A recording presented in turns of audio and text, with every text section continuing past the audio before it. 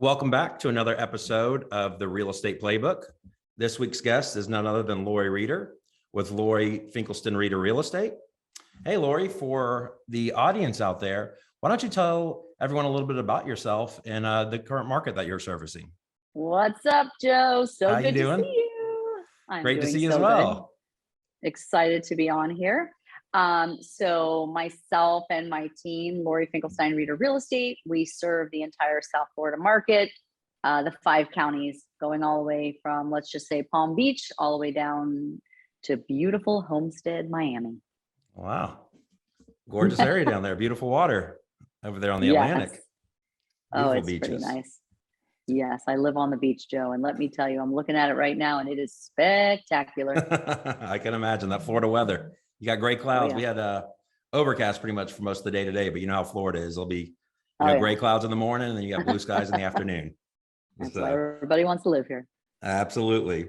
So why don't you speak a little bit about the current market conditions that you're kind of experiencing down there in South Florida, and how it's affecting, your brokerage, your agents, and what you guys are doing to kind of, provide better service for buyers and sellers, but also kind of navigate them through these kind of uncertain waters that we're kind of experiencing.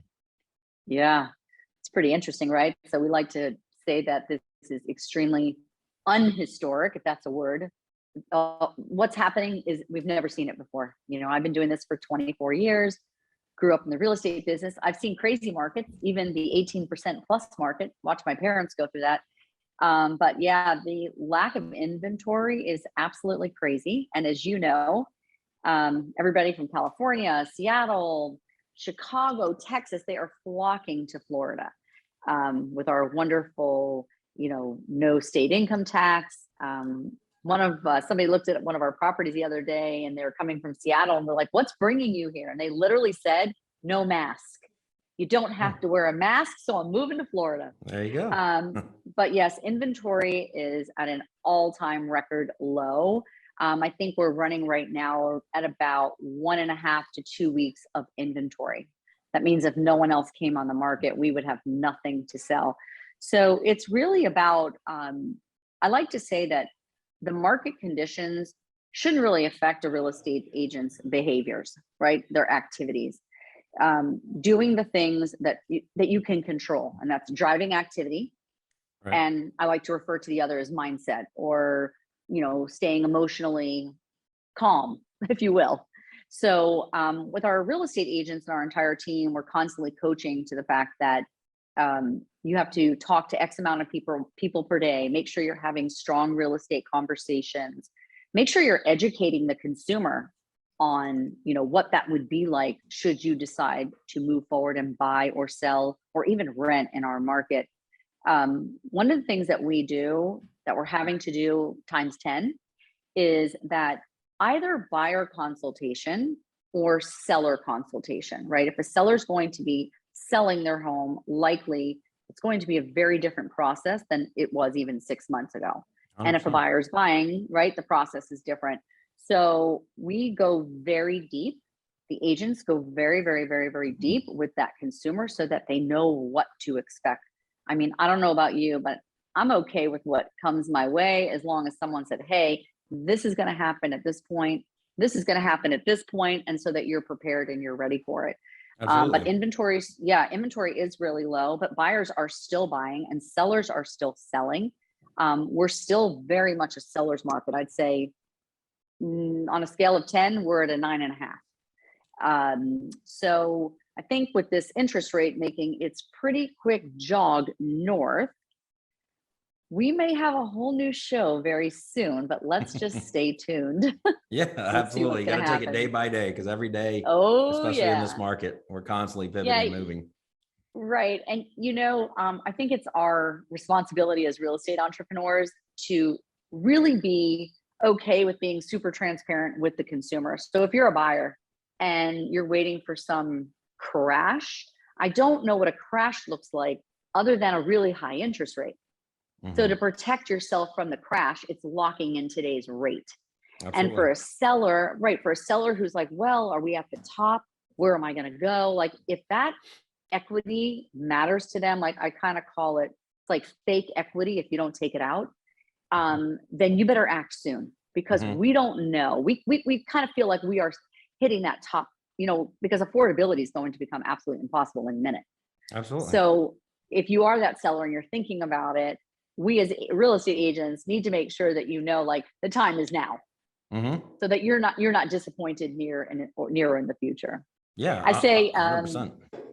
Joe, really awesome. So a lot of people, including myself, I own quite a few properties, kind of like can look at our home right now as an ATM machine, Mhm. right?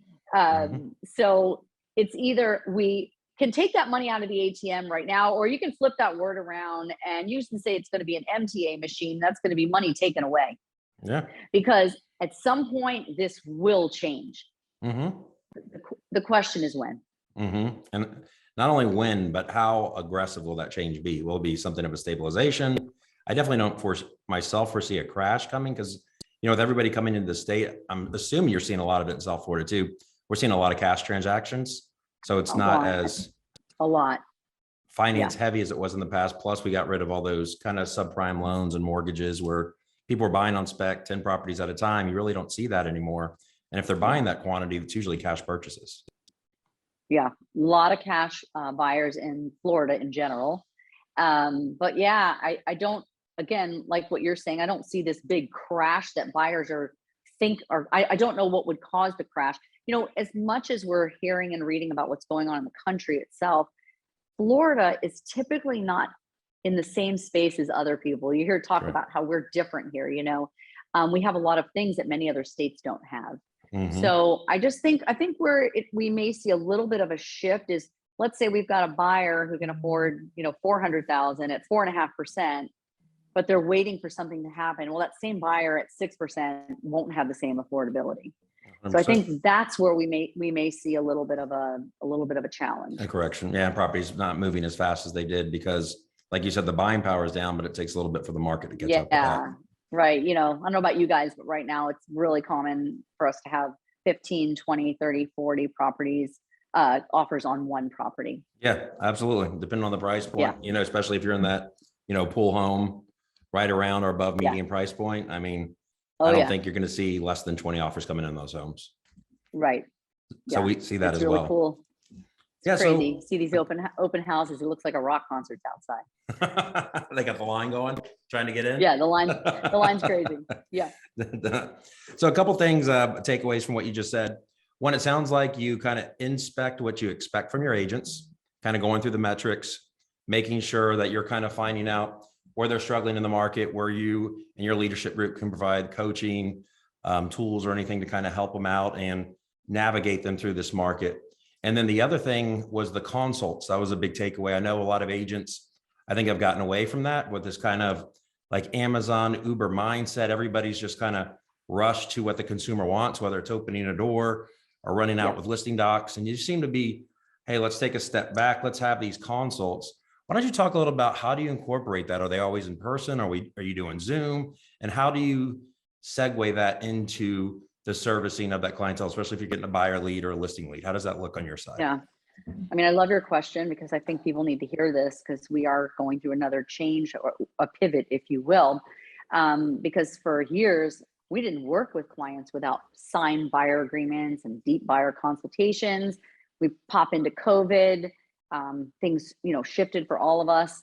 As far as when that's brought up to the client and how we do it, again, it's always meeting the client where they're at, right? Some people are really comfortable with Zoom. A lot of people want to be in person at an office. They want to go to Starbucks, they like to do it outside by the car. It doesn't really matter, unless we also like to use data in our buyer consultation. So I prefer there be an environment where there's a laptop so we can Mhm. actually show the data. I'm a big believer. I like to treat people the way I would want to be treated. And I'm going to probably need to meet you first, make sure that, we've got a good vibe together. And then I'm feeling some sort of a trust factor. As soon as I'm like, oh, of course, Joe, like, of course, who wouldn't want to work with you? So if I met you and you're the agent, and then I'm going to strongly suggest, I'm going to basically say to you, listen, Joe, I can see that finding a home is really important to you and your family. What I'd love to do is let's pop over to Starbucks, sit down. Let me just kind of go through a couple things and show you how we can win the property of your dreams. And I'm going to sit down with them. And at this point, where a buyer consultation in the past could have been 30 minutes, 20 minutes, 40 minutes. To me, the deeper you go, figuring out what their motivation is, why they're moving, what they're willing to tolerate in this market, right? People are having to pay above appraisal, non-refundable deposits, no inspections. And my biggest joke is that the seller gets to stay and float in the pool while you pay their mortgage. I mean, come on, what the heck? This is Absolutely. crazy. So imagine that you're the buyer in this environment, like, and all these things start happening, but no one mentioned them. Mm-hmm. So I think it's our responsibility to sit down and not hit them over the head with it, Mm-hmm. but to cautiously and gingerly and slowly set real expectations, right? So this is what it might look like, and these are the tools we can use, and assuring buyers that, look, this may not be easy, but you just told me how important it is for you to get into this home. I'm going to make that happen. We may have a few hurdles, but we're going to do it together. So that deep buyer consultation, and where we also as real estate agents, where we go wrong is that we think just because we spent an hour with someone and we went so deep and we set all these expectations, we've achieved motivation, we know what we need to do, that the buyer's going to remember everything we just went over. Mm-hmm. Now, to us, this is our job. This is what we do every day. But for some buyers, either they've never heard it before or they're hearing it like 10 years later from the last time they bought a home. So it's very, very important that we are reminding people, hey, listen, remember what I told you when we were in the buyer consultation? These are the few things we'll need to do now that we're putting an offer together. And it's better for them to say, oh, yes, Laurie, I remember that. Perfect. Let's do it. So always having to revisit that initial conversation so that it's not foreign information to them, right? Absolutely. Right. We used to, in our buyer consultations, was more important to let them know the process. You know, we're going to write a contract, then it's going to go to the closing department. Like, that's easy stuff now. So now it's, can you bring your firstborn and your most expensive piece of artwork, and We need a maybe blood we're going to get sample. it. Yes, we need your blood sample. So the buyer consultation is really critical. It's something you need to put a lot of time into. And I believe that you must give the same effort to a seller, to a listing consultation, because I feel we are responsible as agents. Sometimes it's not going to be in that seller's best interest in this market to actually put their house on the market, because if they have nowhere to go and they cannot find a property and it's not working, guess what? Just because you want that listing, it's not going to work. They're going to end up canceling later. Yeah. Or we see a lot of times where sellers, not really particularly with our brokerage, but cooperating ones, where the sellers try to cancel the contract, and you know, they go under contract with a buyer, then realize, oh, we can't find a house, and they think, hey, they weren't properly advised, we can get out of this. No, these contracts are independent of one another. Yeah. And I hear you, and it happens a lot. And I mean, you and I are very passionate about educating the industry. Right. So if we're giving so much effort to the buyer consultation, we need to do the same with the seller. And you know, I think consumers appreciate a lot of transparency. And for everybody who's in real estate, I always remind, you know, you're in this for a career, for years. And if it's not good for the seller today, you do the right thing, that seller is going to be your seller in a year from now. 100%. Yeah, I completely agree. And I heard it recently, about a couple of weeks ago, an acronym that we're now using here. It's POP. It's people over property. And it's kind of focusing on that engagement with your customer, kind of getting that face-to-face, and then just building that trust, right? Which is experience, you know, equation of experience plus time, just doing the right thing, being there for them, and them having a sense of trust for you. So even if they lose out on that property, what I see a lot of agents struggling with in this market is they focus on the property and not the person. They show that house goes pending by the time their client tells them they want to write an offer. Now there's really no rapport there, and that person's on to find another realtor because they're like, hey, every time I find a property, I'll just call somebody else. Right. Rather than kind of educating them. Right. And that's the whole goal of the consultation, is that you're going to actually have to tell these consumers, look, hey, Joe, just letting you know right now, like, the likelihood that we may have to write between 5 and 10 offers on 5 different homes is very real. Are you okay with that? Yep. It's not going to be fun. It may not feel good. And they may say, yeah, you know, we'll do what we have to do, but reminding them that all you care about is getting them into their dream home. Right. You will get over the hurdles with them. You will go through the pain with them, and you will be by their side the whole entire transaction. 100%. I That couldn't way they agree don't, more. that way they don't fire you and go hire another realtor. For sure. For sure. And you Because want you to, know, yeah, you get on like offer number 3 and they're like, what the hell is wrong with this realtor? yeah, If you didn't set the expectation. 100%. And I think it's like a lot of, things that you're going to get challenged with, or you might have to form a rebuttal for. If you handle that with the initial presentation by just being upfront, honest, and educating them, then it's going to be a much easier to handle on the back end. Plus, they're going to have the trust because you already advised them of that. It's not a surprise when they didn't get 3 homes thinking it's the agent, because the agent didn't take the time to advise them and let them know that it's the market. 110%. Laurie, then tell me a little bit about how you got your start. Obviously, you're doing huge things down in South Florida, one of the top brokerages here in the state of Florida, across the country. How did you kind of get your start in real estate, and what were some of the main things that I guess helped you get to the level of success that you're experiencing today? Well, I grew up in a real estate family. Okay. So I kind of got suckered into it, actually. Yeah, I found myself about 20 plus years ago. I called my parents. They owned a big brokerage, and I said, I had moved away. I said, I'm moving back to South Florida. I was going through a divorce, and I had 2 little kids. And I was like, what am I going to do? And they're like, oh, you're going to be a realtor. And I was like, oh, no, no, no, no, no, no, no. And honestly, Joe, 24 hours later, I called my mom. I'm like, yeah, I'm trying to figure out what I'm going to do. She goes, well, you're enrolled in real estate school. I got that mom who kind of like, she's still telling me what to do, Yeah. which is always a good thing. And got my real estate Sometimes. license. Yeah. And honestly, like 6 weeks later, I was like, why didn't you ever tell me to do this? It's the greatest thing of life. I've really built my entire business on relationships. It's kind of boring. Like I say, my story is a little boring, but it's really got me where I am today. Mm-hmm. And that was, I love that you're using that new acronym POP, because on my marketing for 20 years, it says people over profits. Yeah. So yeah, it's been our slogan. So I love that. I am that person who sticks to very basic activities.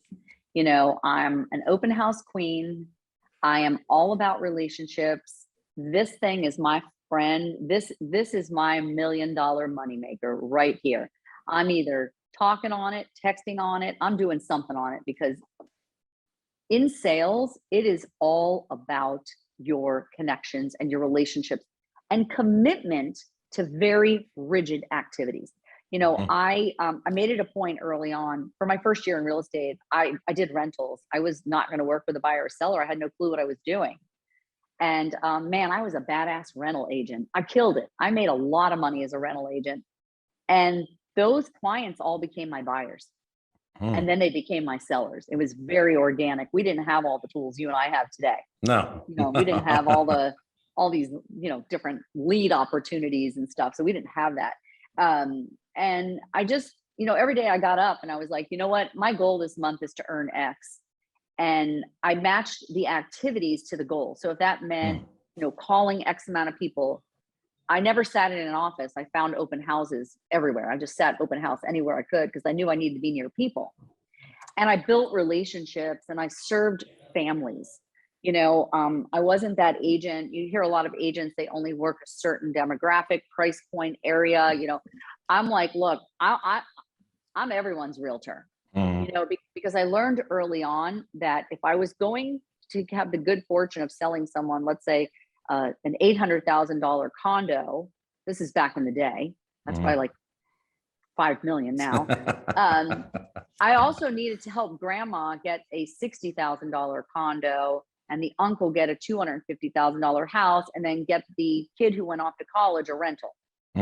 So it was serving people, relationships, and being so crazy diligent in staying in touch with people and staying in front of people.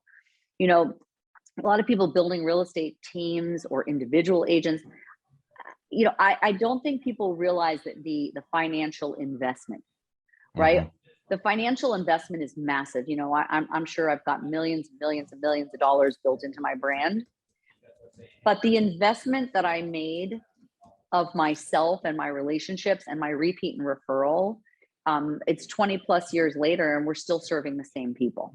Yeah. So, I don't think, I think what people want is to be heard.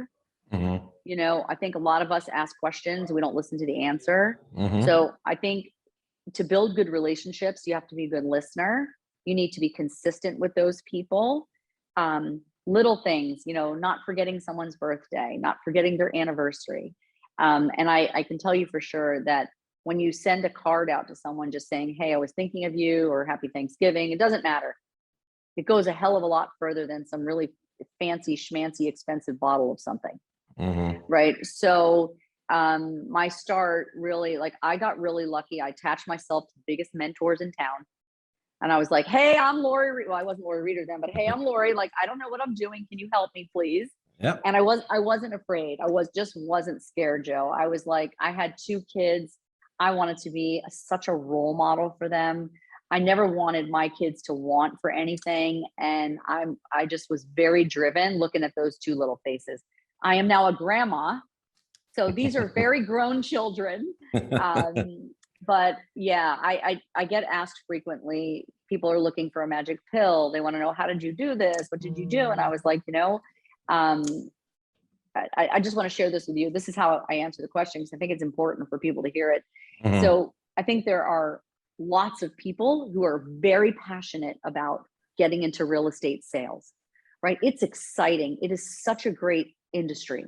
Mm-hmm. So many people. And if you took 50 of those people and their passion was all equally the same, and they're smart and they want to do it and they want it badly and they all have motivation, at the end of the day, half of those people, they're all the same people, but only half will actually do it.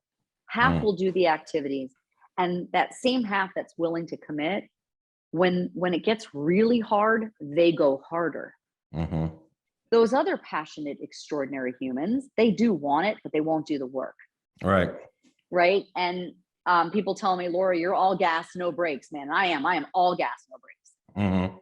So, like, in this market we're operating in right now, like, I'm excited about it. It's challenging. Real estate agents they're just really feeling it. And for me, it just equals challenge.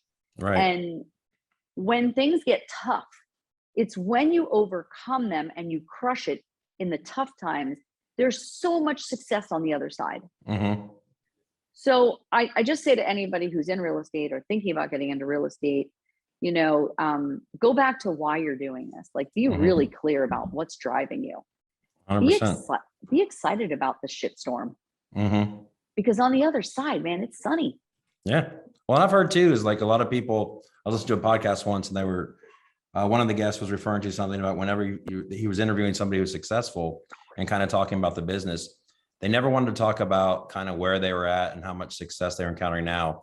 They always want to talk about the process. That's what excited them the most, how they would have these challenges in their marketplace and then they would overcome them. And it was like, putting the pieces to a puzzle together and figuring out and kind of navigating and then on to the next one. And that's kind of where they were able to fulfill their passion and kind of keep it going, because it's like, hey, let's work on the solution. We're always going to keep trying and figuring it out. Yes. And for real estate agents that are waiting for things to change, right? Things won't change. You have to change. Yep. It's not about things changing. It's about you changing and staying focused on what you can control. I think a lot of us, I know in my younger days, I wasted a lot of time and energy on things I had no control over the outcome. I mean, you and I can't control the market. I mean, come on. It's like trying to control the weather. Right. But we can control our mindset and we can control our activities. Absolutely. That's where you have to live. Yeah. And focus on what you can control. Yeah. Because the externalities are always going to be there. Yes. So that's a great point.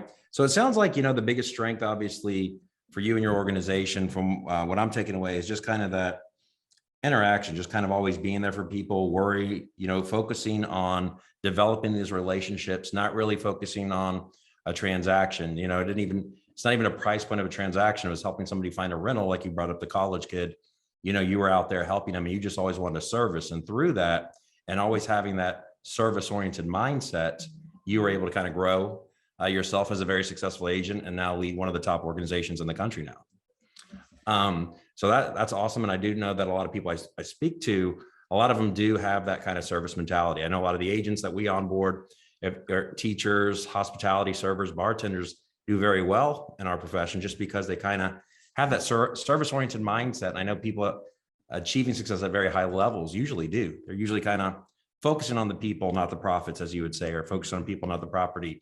And I think that's something that a lot of people take for granted, especially coming in. It's like the leads. I'm going to get them in a house. I'm going to do all this, me. Yeah. But you got to really kind of focus on them. And by helping all these people accomplish their goal, I think, and in turn that you accomplish yours. 1,000,000%, Joe. So you're spot on. All real estate agents can relate to this. I had one of our agents call me right before I got on the call with you, and she had a couple little things happen with a couple deals. She had 3 deals. I get like the perfect storm, things are happening. yeah. She was very emotionally charged. And I said, why are you so upset? This is not about you. Mm-hmm. You have to stay in control of your emotions, Mm-hmm. not be attached to this outcome. Mm-mm. And she said, oh my gosh, you're right. I forgot it isn't about me. Mm-hmm. And we can get stuck as agents. I mean, we're human. We are human. Yeah, no, I completely agree. You got to stay grounded to the process. You have to understand that, it's the journey, and everybody, we're trying to start here and get them here, but every transaction is going to be different. And you don't want to have these, high highs and low lows. You kind of want to just keep your feelings in check, because especially, I think if you're kind of overly emotional, I guess to say, as an agent, you're dealing with a lot of stress. These buyers and sellers in this market, there's a lot of stress, and they're looking at you to relieve some of that. So if you're kind of matching their emotions, right, and having those highs and lows, if they lose a house and you kind of mirror that, energy, oh yeah, we'll probably never get one, what are we doing looking at homes type of a vibe, right, you're definitely not going to win in this market. But if you kind of stay grounded, be like, just going back to you, I could see your group doing something like this, just like we talked about on our initial consult. There's a very challenging market. This is part of what it is to take and win, but we're on a mission to get you the property of your dreams. And that's what we're here for. And this is just part of the process. And when you kind of come just with that kind of calm, grounded voice and understanding it, educating them, and then being grounded with your emotions, I think that's how the agents winning in this market are winning, where they're not riding that emotional roller coaster. 100%, and just reminding ourselves that, this is our job. Yeah. It's not our life, but Right. it is their life, and Exactly. it's where they're going to live. And I think, that's where agents get that whole like commission breath thing going. You know what I'm 100%. saying? And that consumers can smell it. Yeah. So once you are in control of your emotions, you're now growing a business. You're no longer just selling a house. Absolutely. I couldn't agree with you more. Now, as far as, so obviously I know, one of the biggest strengths or attributes was, building those relationships, and that's how you're growing your business. And obviously you kind of went over the market challenges, and I hate to use the word weakness, but what would you say, you and your organization, what is one of the obstacles you're probably struggling the most with in this market? Like, what do you guys kind of hyper focus on to try to provide a solution to really kind of fix any bottleneck that you're experiencing in your business? I mean, the bottleneck is clear. The bottleneck is that we're missing inventory. Mm-hmm. And sellers, we need to give them the confidence to put their home on the market, that they'll be able to, find a place to go. We're about to launch a large campaign that's called Sell Now, Move Later. It's going to be launched, I think, Monday. We've been working on it for a month. Yeah, it's going to be amazing. So we're trying to find solutions constantly on how to solve the seller who wants to move, how to make it possible for him to move. So that's one of the challenges we're having. And we continue as a company like you guys to have far more appointments for buyers than we do agents, right? Absolutely. We're now finally like in the 60 plus agent range. We need to get to 100 as fast as possible, just 100%. Because when you build a really great brand that's based on relationships, and it's got that kind of reputation. They say you will build it, they will come. Well, we've been building it and they are here. So obviously, for us, it's just to keep going at the pace that it's really like we're moving at the pace of the demand. The demand is going faster and bigger. I think I saw in the news recently that 1 in 3 home buyers is relocating from either California, Texas, Oregon, Seattle. So it doesn't look like the amount of people coming here is stopping. Mm-mm. So there's a lot of opportunity for agents who are willing to do those activities here. 100%. I couldn't agree with Yeah. you more.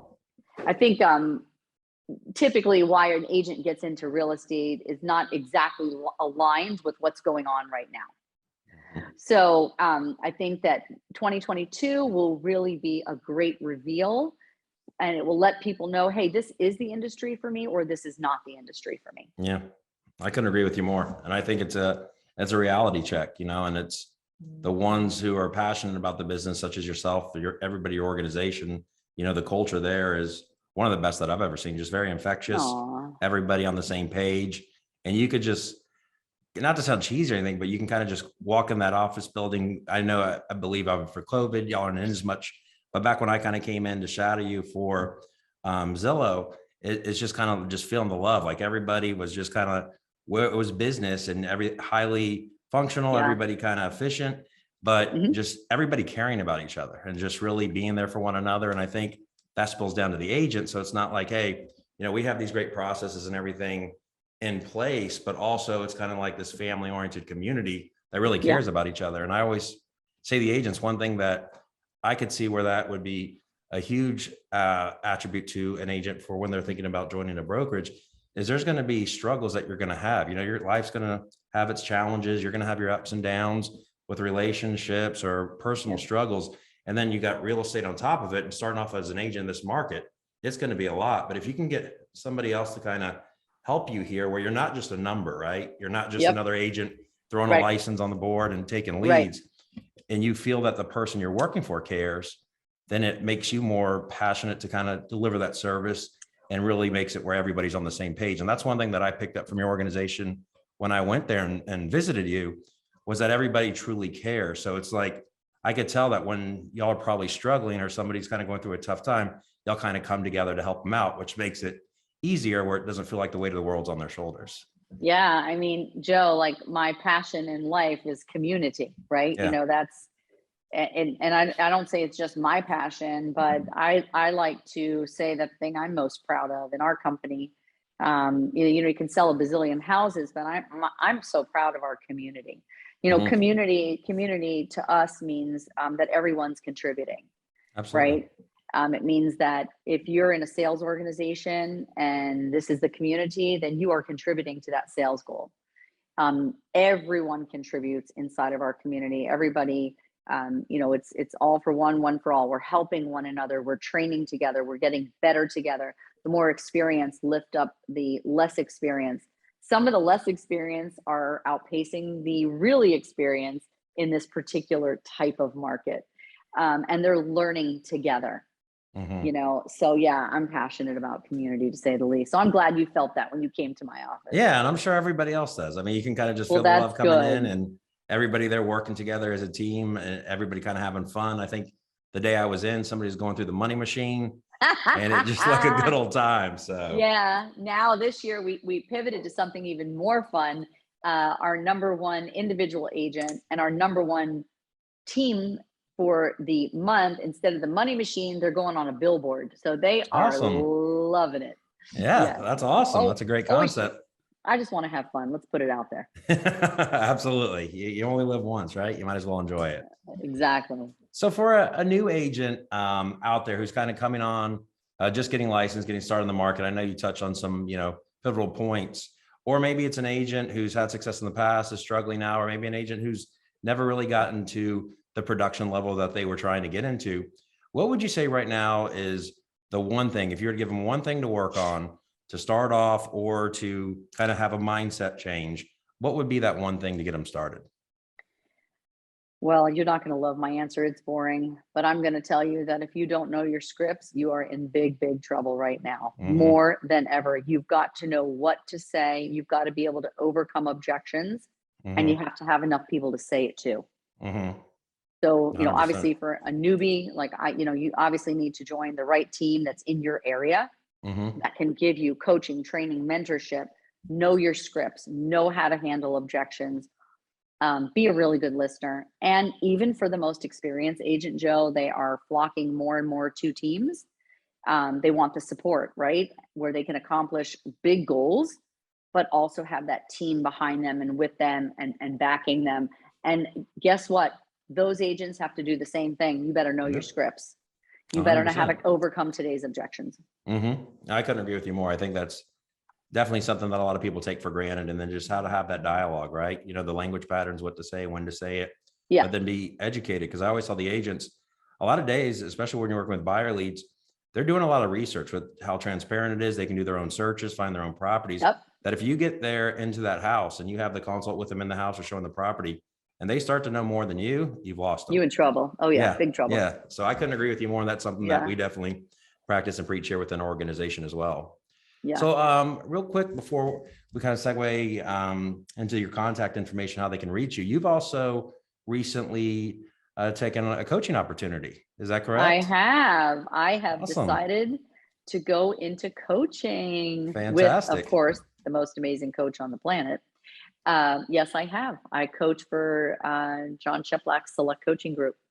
That's awesome. Well, congratulations. I know you've been Thank you. extremely busy since taking that position, so your time has been limited, but he keeps me busy. I'm sure we have a lot of value to bring to the community as a whole. Oh, thanks, Joe. I'm very passionate about it. There's nothing more, there's just nothing more amazing, you know, than having coaching clients and, you know, you see them start here and really fast. It's just like, whew. Yeah. You know, I like implementers. So the people I coach, they're implementing. Because if not, I'm going to be like, wait a minute, let's go faster. Yeah, I agree. That's what I say. Action. I go, we need action. We can only do so much talking. Yeah. And I'm checking out. We got to do some work behind it. So exactly. The action is the implementation. Yes.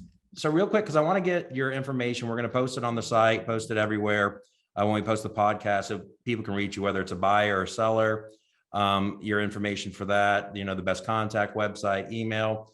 If you're an agent, maybe to find an organization in your marketplace where they are leads provided, the coaching and all the things you kind of touched on, where maybe they're with another brokerage or maybe in the process of getting licensed. What's the best way to reach you? If it's an agent, buyer, seller, what's the best way to get a hold of you in your group? You know what? For me, I'm all about text message me. I give my cell phone number to anybody who wants, and you can just shoot me a text. I will help you. I'll answer your questions. I'll try to direct you if I don't know the answer to the question. And it's 954-328-0228. And I think a lot of my communication is through my Instagram channel, and it's just my name. It's Laurie, Laurie, Finkelstein, Finkelstein, Reader, Reader, one word, Laurie Finkelstein Reader. All right. So we'll definitely get that information posted out there for you. And as far as you touched, I know you're in South Florida, 5 counties. What are the 5 counties you're currently servicing? We are in St. Lucie County. We are in Palm Beach County, Dade County, Monroe County, and Broward. Fantastic. So if any a buyers lot or of sellers, counties. Yeah, for sure. And those aren't small counties either. No, they are some not pretty big small. counties. They are big counties.